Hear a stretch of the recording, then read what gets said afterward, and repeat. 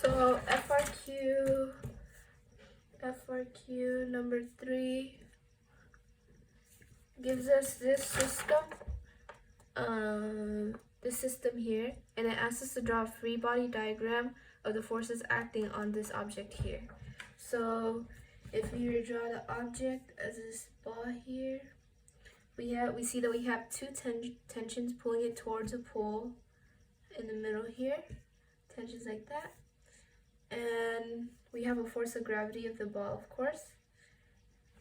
So this is tension, we'll say tension U for tension upper, tension L for tension lower. So force of gravity, and then we also have components because we're looking in this plane where this is a y-axis, is the x-axis. So if we look like this, we'll have a tension Uy, and then we also have a tension Ly. So tension Uy pulling it up, tension Ly pulling it down, and of course we have the x's. So tension Ux pulling it towards the middle, and then tension Lx is also pulling it towards the middle. So these are all the forces acting on the object. And so for part B, asks us to find the tension in the upper string, and then part C asks us to find the tension in the lower string. And this is going to be done using the same equation. So first things first, let's define the motion. So we know we have this formula that force centripetal equals mv squared over r. So these two forces are considered the force centripetal of the object that's pulling it in a circle around the pole. So what we need to know now is we need to find r, and also it would be useful to find these angles here. So we're gonna do that. So to make it a bit more clean, let me go ahead and just draw a triangle representing this section here. So we have tension upper, and the length of that string is given to be 2 meters. So 2 meters, and then we also have that the entire length here is 3 meters. 3 meters. So if we're only looking at half of it for one string, then that would be 1.5 meters. So, and this distance from the string to the pole is our radius, the radius of the circle that the object is moving in. So first we're going to find the angle, which is inverse cosine of adjacent over hypotenuse, gives us the angle 41.410 degrees. So that looks messy, I'll write that again. 41.410 degrees. So checking that, yeah. So, and then we're gonna want to find the radius. So since we have the length of the string, we can find the length or the radius, the distance of the string from the pole, also using the angle. So we'll have 2 sine theta is going to equal the radius, and 2 sine 41.41 is, put that in the calculator, 2 sine of 41.41 is 1.322. So in meters, that is the radius of the circle that the object is moving in.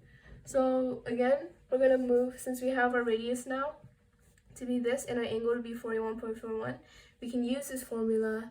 And as I said earlier, FC, the forces acting centripetally towards the middle of the circle would be TUX and TLX. So if we know that TUX is T sine theta, actually let's just write TUX plus TLX equals mv squared over r, and we know that TUX we see here is TU sine theta, TLX is TL sine, and these angles here are equal because the length of the strings are equal, so it'll be like a symmetrical, so the angles are the same. So TL sine theta will give us TLX equals mv squared over r, And if we plug that in, we can go ahead and divide both sides by sine theta to get rid of the sine thetas here. So we're just left with Tu plus TL equals mv squared over r over sine theta. We plug everything in, that'll be m is 4 kilograms, v, the constant velocity that the object is moving in, is also given at 6 meters per second squared. R we found earlier to be 1.322 meters divided by sine of theta we found to be 41.41 degrees. So we plug all that into a calculator. Tu plus TL equals,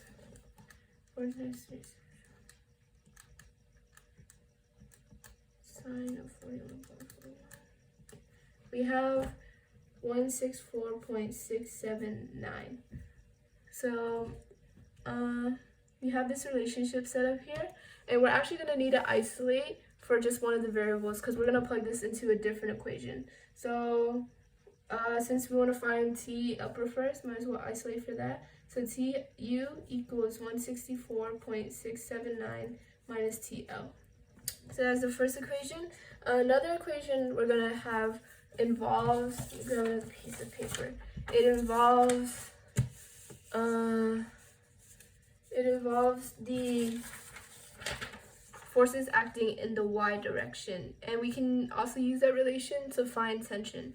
So as you can see here, there's 1, 2, 3 forces acting in the y direction. There's one going up and 2 going down. So the one going up, so the force acting going up is TUY, so that will be a positive. A force going down is TLY. That is the force of the tension pulling the object down in y direction. And there's also a force of gravity pulling it down. And this is all, so since the object is not, this is technically a net force equals MA type of equation. So these are all the forces acting in the y direction. And we have the mass of the object, and we have AY, the object. And since the object is not moving, shifting up or down, it's only going in a circle, AY is 0, so this whole side here is 0. So now, we're gonna move all the forces in the same direction and move them onto opposite sides. So force acting in the upwards direction equals all the forces acting in the pulling it down. So TUY, as you can see here in this diagram, TUY is going to be cosine of theta, Tu cosine of theta. Tu cosine of theta equals TLY. It's also similarly cosine of theta here. So TL cosine of theta will give us TLY. TL cosine of theta. And of course F of G is just mass times gravity. So now that we have all those relationships, we can, you see these are different terms that we don't really know. So the relationship that we found up here, we can substitute Tu for this here. Tu for 164.679 minus TL, so that we'll have all the same variables. So let's go ahead and do that. So Tu is equal to 164.679 minus TL cosine of theta, which is actually, we'll just put it in right now. Cosine theta is actually 41.41 degrees equals TL cosine of 41.41 degrees plus mass is given by the equation as, given by the problem as 4, and gravity we know to be 9.8. So if we multiply all this out, we'll multiply this whole side out so that we have 164.679 cosine of 41.41 minus TL cosine of 41.41 equals TL cosine of 41.41 plus 4 times 9.8 is just 39.2. So see, we have two similar terms here, so we'll get them on the same side and isolate them. So first thing, I'm going to move this 39.2 to this side, to the other side. And then I'm going to add this TL cosine 41.41 to this side. So to rewrite that, oh, and we can also go ahead and multiply this out. 164.679 times cosine of 41.41 times 679 times cosine. That's going to give us 123.509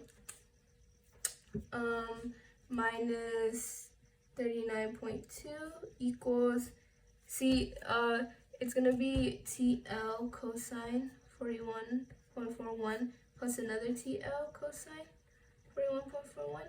So again, we can still simplify all these terms. So 123.508 minus 39.2 is 84.308 equals 2TL cosine 41.41.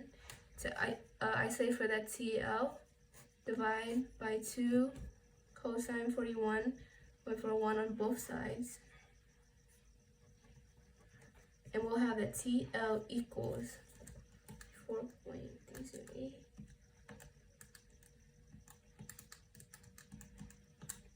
We'll have the TL equals 56.2056 newtons. So actually, part B asks us to find T upper, but we found T lower. So just to find T upper is really easy since we already have an equation.